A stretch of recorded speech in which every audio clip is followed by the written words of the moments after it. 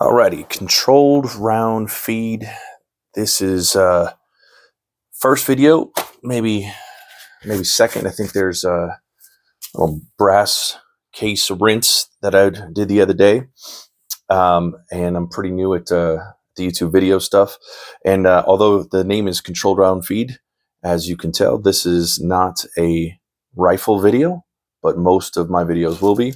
This is a knife that a bayonet, excuse me, that my father recently gave me, and his note is a World War I German S84-98 Sawback Bayonet with scabbard. All right, and obviously I've already started working on this. There's no point in ever using something like this as far as utility goes, but that doesn't mean that you just put it away, because it will. Like anything, it will get rust eventually, especially when you're touching it with your hands and the oils and all that kind of good stuff. So I've already kind of started getting going on it, and as you can tell, we've made some improvements just on this side. I have not done the other side. I will. I'll show you what that looks like here in a minute. And this is an old trick, and it's not even that old of a trick. Anybody can do this at home, and most often you see it with rifles. You'll see a little bit of speckling of rust, especially in places that have humidity, or if you store it somewhat in a humid place. And previous residents of mine, I stored a lot of my rifles in a closet, and in that room, across the room, there was a swamp cooler that pointed right at that closet. And although the door was there and shut, of course, that room was going to be a little bit more humid. And I did notice on some of my rifles, there was the very beginning evidence of rust. And so things, had to be remedied. So today we're gonna take a look at what putting just a little bit of oil on a scrub pad. You need to find copper or brass. Let's see. This is what do we got here? We got copper, Scotch-Brite copper, coated. Okay, this metal is so soft that it will not put a mark in steel. Okay, steel is just too hard. Okay, so here we go. A little bit of ram oil. Any sort of gun oil works. That's just what I grabbed first. I think I got some hoppies, which I actually prefer. And not even gun oil. Like, you can use a lot of different types of oil. Okay. And you can tell I already started working there. And you just kind of go to work. All this stuff right here, that obviously wasn't designed to be there. And you can see it's already going away. Okay.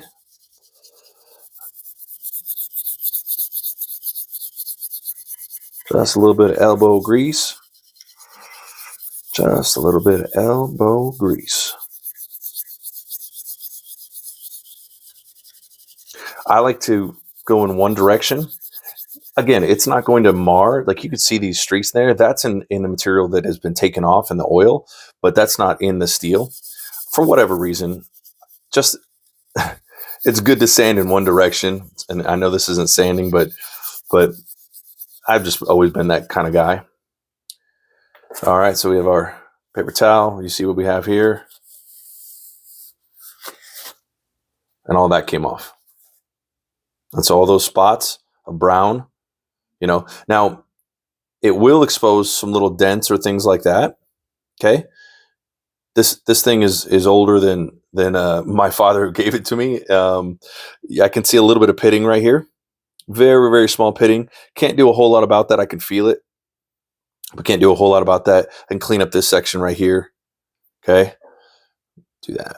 And then here, I'm not gonna do this entire bayonet. I already did the knife a little bit. The bayonet. I'm not going to do this entire scabbard, but I am going to show you the other side. So the other side was the before, and then we're going to look at the after. Okay, so this is the section right here. Hopefully I'm pointing this in the right direction with the camera. This is the section right here that you could see a collection of deposit of some sort, rust deposit or whatever it is. But it's not natural to the steel. It shouldn't be there. Okay. Just a little bit.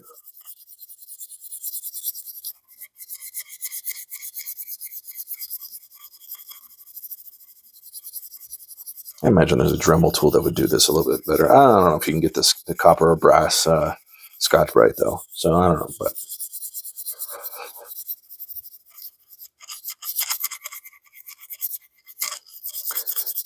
yeah, and you'd have to press so hard. I don't even know if you can press hard enough with copper or brass. It's just such a soft metal that it's never gonna to gouge this or leave any sort of signs that you were here cleaning it up ever. And the same would go for a rifle barrel or steel barrel, of course. Now, polished nickel, I don't know. I would probably do a Google search or something. Google can be your friend. Let's see how that looks. So we'll get a good spot on there. Okay. All that is no good. And I still have work to do here. Okay. This video is long enough though. We're gonna look at the other side real quick. Look at the other side. So this is what we've cleaned up. We got pitting right here. Okay. Cleaned up. Hopefully it looks pretty good. You can see where the oil is drained over. Look at the color difference. Look at all of this. This is heavy pitting right here. I can feel it. This is all, okay, all this. And this is what we just did. And for those historian buffs and show me the knife, show me the knife. Okay. It's got a little bit of oil on. I probably put a little bit too much in the blade, but that's it. Outlawed, banned in military use.